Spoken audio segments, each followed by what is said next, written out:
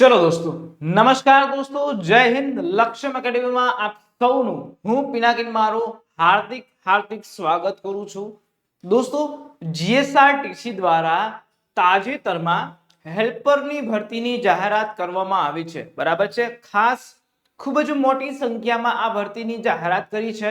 હવે આ હેલ્પરની ભરતીની અંદર જે નાની ઇન્ફોર્મેશન છે કે જે લોકોને ખબર નથી કે આનો પગાર ધોરણ શું છે, હેલ્પરની કામગીરી શું હોય છે, ત્યાર પછી હેલ્પરની અંદરમાંથી પ્રમોશન કઈ રીતે મળે છે, શેનું પ્રમોશન મળે છે અને પસંદગીની પ્રક્રિયા કઈ રીતની હોય છે, આ બધી માહિતી તમને ખાસ આ વિડીયોના મારફતથી મળવાની છે। એટલે વિડીયોના અંત સુધી જોડાયેલા રહેજો અને એક વખત ખાસ આ વિડીયો માટે સ્પેશિયલી લાઈક કરી દેજો કે તમારા માટે નવી જાણકારી લઈને આવ્યો છું અને બને તો વધુમાં વધુ આ વિડીયોને છે એ શેર કરજો। ચલો તો ખાસ તમને કહી દઉં કે જીએસઆરટીસી હેલ્પરની જે છે એ ભરતીની જાહેરાત થઈ ગઈ છે ખૂબ જ મોટી સંખ્યામાં। ખાસ વાત કરીએ તો બરાબર છે, હેલ્પરની જગ્યા 1658 જગ્યા, બરાબર 1658 જગ્યા ઉપર આની ભરતીની સ્પેશિયલી જાહેરાત થઈ ગઈ છે, બરાબર। પેલી વાત કરું તો પગાર ધોરણની, બરાબર। પગાર ધોરણ શું હશે? ચલો તો જે પગાર ધોરણ છે એ તમારો 21,100 રૂપિયા પગાર ધોરણ છે એ રહેવાનો છે, બરાબર। કેટલો? 21,100 રૂપિયા 5 વર્ષ માટે ફિક્સ, બરાબર। 5 વર્ષ માટે આ પગાર ધોરણ તમારો ફિક્સ રહેવાનો છે, બરાબર। 5 વર્ષ તમારે 21,100 રૂપિયા જેટલો પગાર તમને મળશે। હવે વાત કરીએ તો 5 વર્ષ પછી શું? 5 વર્ષ પછી જો એસટી નિગમને તમારી જે કામગીરી છે એ સંતોષકારક લાગે, બરાબર, ચોખ્ખું એની અંદર લખેલું છે કે જો તમને આની કામગીરી જે છે એ તમારી કામગીરી 5 વર્ષની અંદર સંતોષકારક લાગે તો 5 વર્ષ પછી જે કે પણ બેઝિક એટલે કે મૂળ પગાર હોય ત્યારનો જે પગાર ચાલતો હોય એ પ્રમાણે તમને જે છે એ નિયમિત કરી દેવામાં આવશે, બરાબર, એટલે કે કાયમી કરી દેવામાં આવશે, બરાબર। 5 વર્ષ પછી તમને આમાં કાયમી જે છે એ કરી શકે છે, બરાબર। ત્યાર પછી ખાસ પ્રમોશનની વાત કરીએ, બરાબર છે, આની અંદર પ્રમોશન કઈ રીતે મળે? જો અત્યારે તમે હેલ્પર બનો છો, બરાબર, હેલ્પરની જગ્યાએ તમને હેલ્પર પછીનું જે પણ પ્રમોશન મળે છે એ મળે છે મિકેનિકનું, બરાબર છે। કેનું પ્રમોશન મળે છે? તો એ પ્રમોશન મળે છે મિકેનિકનું, પણ એ પ્રમોશન તમને 5 વર્ષ પછી જ મળે છે, બરાબર। 5 વર્ષ પછી તમને આનું પ્રમોશન મળી શકે છે। હેલ્પરમાંથી તમે મિકેનિકમાં જઈ શકો છો, બરાબર। બીજી વાત થઈ ગઈ, એટલે પગારની વાત થઈ ગઈ, પ્રમોશનની વાત થઈ ગઈ।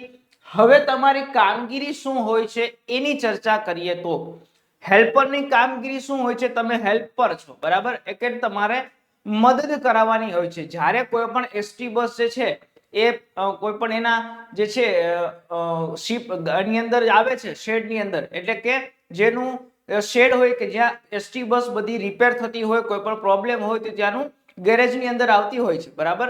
હવે એની અંદર એટલે કે વર્કશોપની અંદર એસટી નો વર્કશોપ હોય છે, એની અંદર જ્યારે એસટી બસ આવે છે ત્યારે એસટી બસને રિપેરિંગ કરવાનું કામ કોણ કરે છે? તો એ કરે છે મિકેનિક, બરાબર। એસટી ને રિપેરિંગ કરવાનું કામ કોઈ પણ હોય છે એ કરતો હોય છે મિકેનિક, બરાબર, કે કોઈ પણ ઓઇલ બદલાવવાનું હોય, કોઈ પણ પાર્ટ્સ બદલાવવાનો હોય, આ બધું વર્ક જે છે એ મિકેનિક કરતો હોય।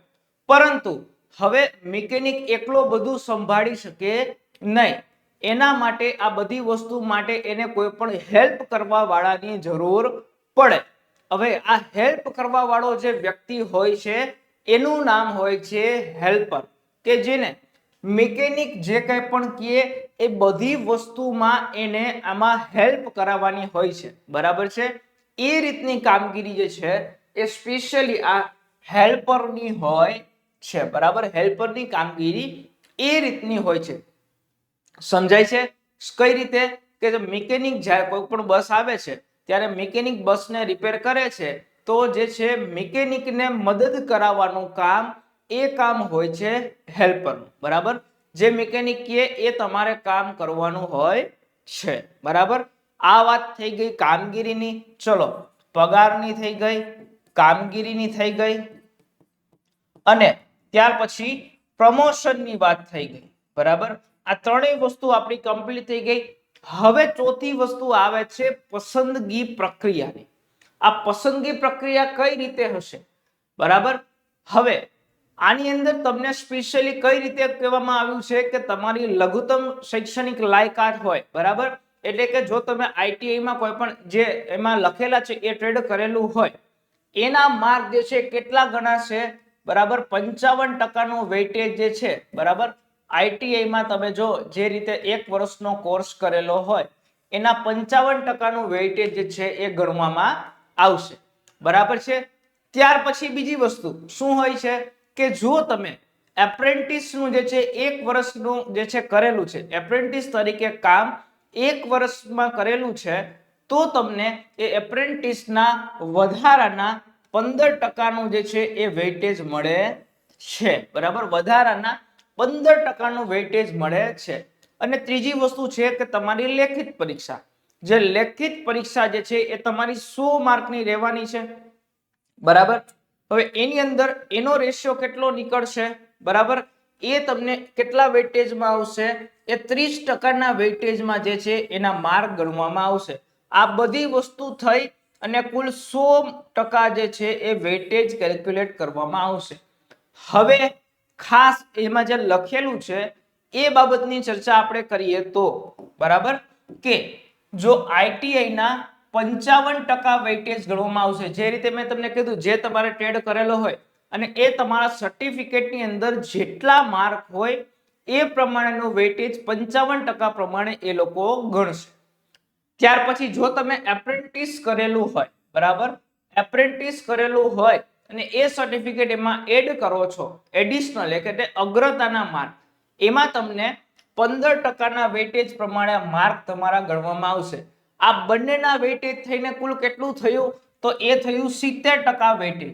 હવે વાત આવી ઓએમઆર પરીક્ષાની, બરાબર. ઓએમઆર પરીક્ષામાં તમારો 100 માર્કનું પેપર રહેશે અને એની અંદર 100 ગુણની ઓએમઆર જે છે એ લેખિત ને પરીક્ષા માટે 1:15 ના રેશિયો મુજબ ઉમેદવારોને બોલાવવામાં આવે છે, બરાબર છે. અને 1:15 મુજબ ઉમેદવારોને બોલાવવામાં આવે ત્યારે છેલ્લા કટ ઓફ મુજબનું સરખું વેઇટેજ ધરાવતા ઉમેદવારોને 100 ગુણની ઓએમઆર લેખિત પરીક્ષા માટે બોલાવવામાં આવશે, બરાબર છે.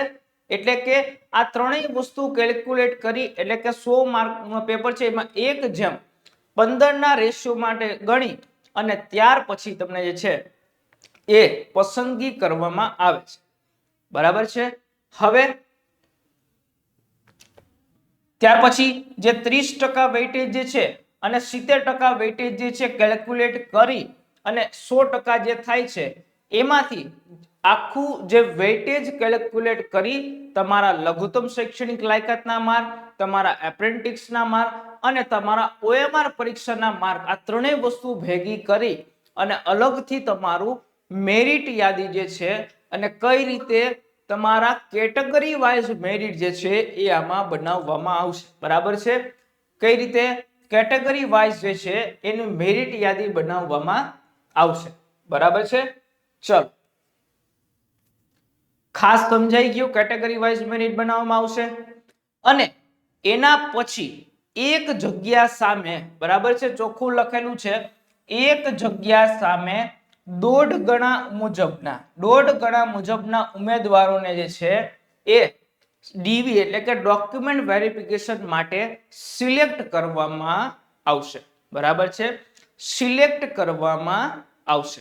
એક જગ્યાએ 1.5 ગણા ઉમેદવાર જે છે એ તમને આની અંદર બોલાવવામાં આવશે. અને ત્યાર પછી પસંદગી યાદી જે છે, પ્રોવિઝનલ પસંદગી યાદી જે છે અને પ્રતીક્ષા યાદી એ પણ જે છે તૈયાર કરવામાં આવશે. પહેલા તમારું મેરિટ યાદી બની જાય, ડોક્યુમેન્ટ થઈ જાય, ત્યાર પછી એક વેઇટિંગ લિસ્ટ પણ આ લોકો જાહેર કરવામાં આવશે, બરાબર. તો આ હતી કે તમારો પગાર ધોરણ, જીએસઆરટીસી હેલ્પરની ભરતીનો તમારો પગાર ધોરણ, ત્યાર પછી તમારું પ્રમોશન, ત્યાર પછી તમારી કામગીરી અને એના પછી તમારી પસંદગી પ્રક્રિયા કઈ રીતની હશે, બરાબર છે. એ રીતે સ્પેશિયલ જે છે આ વિડીયોમાં તમને જાણકારી આપી છે.